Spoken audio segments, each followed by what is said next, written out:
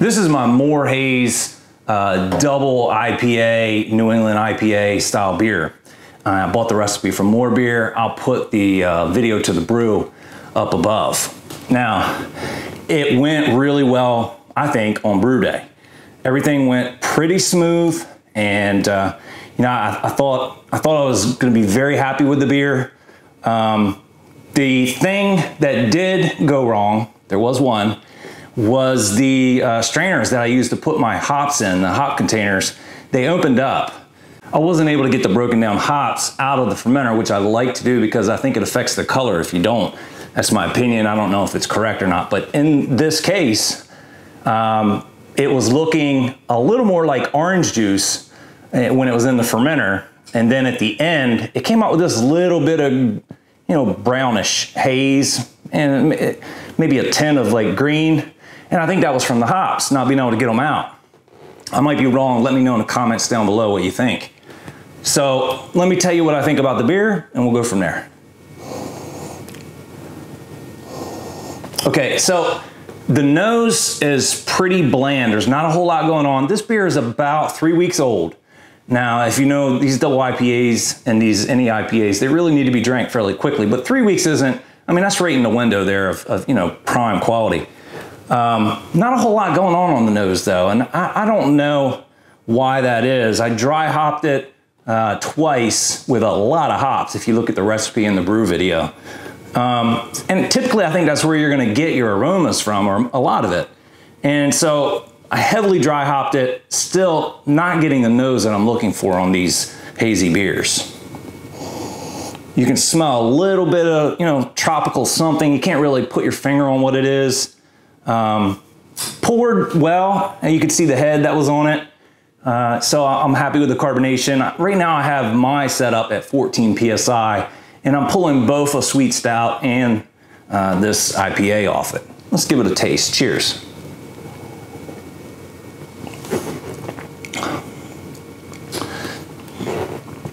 And this is where it surprises you, because you're looking at a beer that isn't the best looking, in my opinion, and probably a lot of you guys too. It's very hazy, which I was aiming for, but you know, that off color there, that brownish or that greenish or combination, just doesn't make for the best presentation as far as the beer goes. But the taste, it's starting to fade off a little bit. The taste is wonderful. It has wonderful tropical notes, citrus notes. It's the bitterness is there. You know, bitterness is probably, I'm gonna say 35, maybe 40. And I'm looking for a more, you know, I'm looking for a less bitter, but with all those nice hop aromas and characteristics that come with them without a massively bitter beer. And with that many hops going into the beer, put them in during the boil, whoo, you'd have one heck of a bitter beer. But the taste came out really nice, very happy with it. It's a good beer. Can it be better? 100%, definitely can be better. And I'm just figuring, you know, what I'm doing is trying to figure out the things that I'm not doing as well as I could, or that I'm missing, that, you know, will help improve this beer, because this is definitely my favorite style beer right now.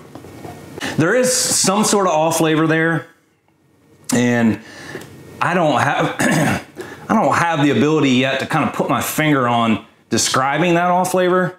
I think that is definitely an acquired and practiced trait. You taste something that's not quite right. It's not an alcohol taste. It's not a bitter, like hop taste. It's something else, and I'm not positive what it was. I'm still having a hard time trying to put my finger on, you know, off flavors and what they actually might be. I really need to get other people that are brewers to kind of, you know, sample this for me, to, not this one specifically, but my beers that I'm, you know, have some questions about, so I can really get some educated advice on that. So let me give you a brief update on my brew rig here, and I think I've got it pretty close to being done, at least for a little while. I'm using the Blickman Boilermaker for my boil kettle, and it's been working out really, really well. I got the Blickman Hellfire burner here, and it works really well. The only thing I would say is that the heat gets so hot on the sides, it's causing the O-rings in my quick connect to, you know, go bad, and then I start to have leaks. I only get about 2 brews out of an O-ring. So what I'm trying to do is find a 90 that will go on here, bend it this way, and then I'll put my quick connect on. The problem is to get this 90 on here, it's gonna have to be a very shallow 90 because you gotta spin it onto the threads to get it on, and it's hitting the boil kettle. This is the kettle I've been using as my hot liquor tank, basically. And it's the very first boil kettle I ever got, and I've kind of retrofitted it to have the quick disconnect with a ball valve. It's not big enough. When I'm going to add my first runnings into my kettle, you know, I need like 5 gallons of hot water, sometimes 6 gallons. This will really only get you, I mean, max capacity, maybe 4 3/4, 5 gallons.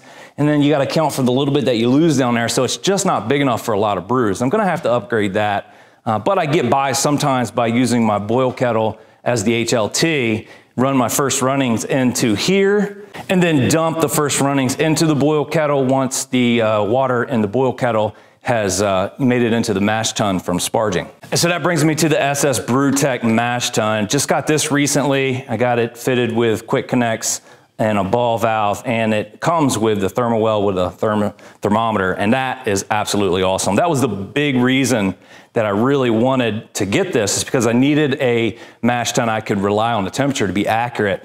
This allows me to get a very precise temperature on that mash. And so this is my fermenting area. It's a refrigerator basically that I got on a really good sale. I think it was like $295 or something. I couldn't turn it down because it makes the environment to ferment just perfect, and it fits my other toy here that I got, the SS Brewtech conical fermenter. This thing, I can't say enough good things about it. And if you've watched some of my previous videos, you'll know it has the tri-clamps and it's stainless steel. It's just, in my opinion so far, it's flawless. And it makes brewing so much easier.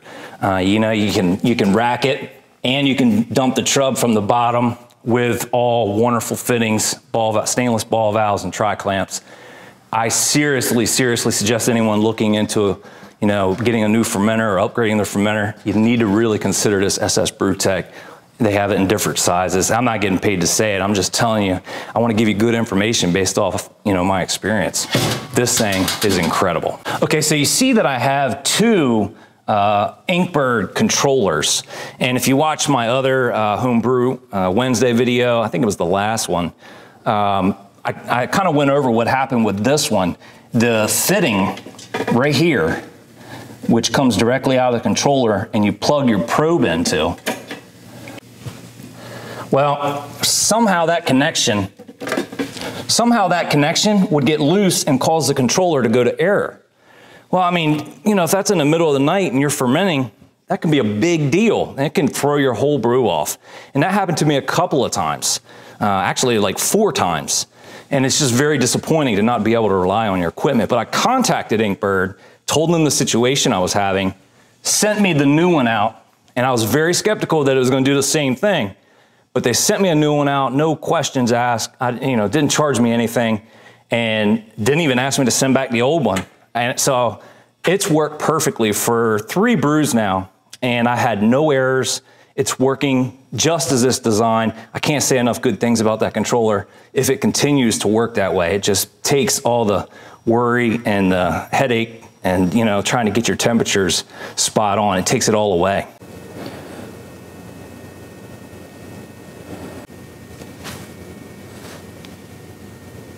My Sweet Stout, link to the brew day will be up above. My second favorite style of beer, I think.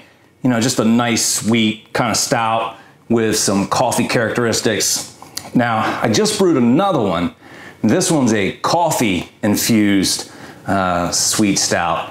Somewhat similar to this recipe, but I made coffee and infused it into the beer. I'll tell you more about it on the brew day, which I'll be publishing sometime in the near future. But as far as this one, it turned out really well. I'm very happy with it. It's it's creamy. Now I'll go ahead and do the on-camera taste for you. This one's about 4 weeks old. Okay, so on the nose, it's like a chocolatey and even coffee tones. You can smell the sweetness. I mean, it's just a wonderful smelling beer. Cheers.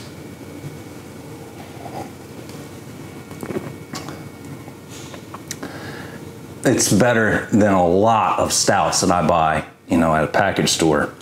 This beer turned out really well. I don't have any traces of any off flavors in this thing. Has a nice head, you know, nice lacing. I'm not sure if you can see that or not. It's very creamy, it's sweet. Not a whole lot to say about it except it's delicious. This is definitely going to be one that I'm brewing regularly and just kind of tweaking how I'm doing things, or maybe some ingredients. In the one that I just brewed, I added some vanilla and some coffee, so I can't wait to see how that comes out. But this is a great, great beer. Very, very happy with this.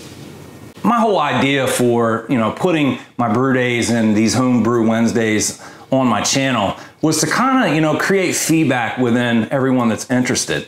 To me, it's the ongoing challenge to take, you know, a recipe and get it so that the brew day goes perfectly and the flavors are right where you want them. I mean, once you do that a couple of times, you're hooked, you know? It's just something that I really enjoy. People who haven't brewed before but may be interested, brewers that are just starting out like myself, or even seasoned brewers who, you know, look at it like it's just another thing in their day. I want to bring all of those people together and have conversations about how to, you know, help each other out, like to do with the off flavors and how to describe the off flavors. And, you know, if you see things wrong, I'll be the guinea pig. If you see anything wrong on my videos on my brew days, you know, feel free to give me some advice and, you know, tell me what you think. And I want to know the areas that I might not be doing correctly. And, you know, that way I can improve them and come out with better beer. And I think it's the same for anyone involved with brewing or anyone that takes pride in, you know, whatever craft they're doing. This is just a hobby for me, but it is, I mean, it's incredibly fun. It's not always incredibly fun. Sometimes you're ready to lose your mind in frustration and just go on an anger, you know, rage. But after you funnel that down and you start getting some decent results, man, there's just something, you know, really cool about brewing to me. And I'm sure a lot of you guys out there too. So thanks for joining me. Smash that like button if you enjoyed the video, and I'll catch you next time.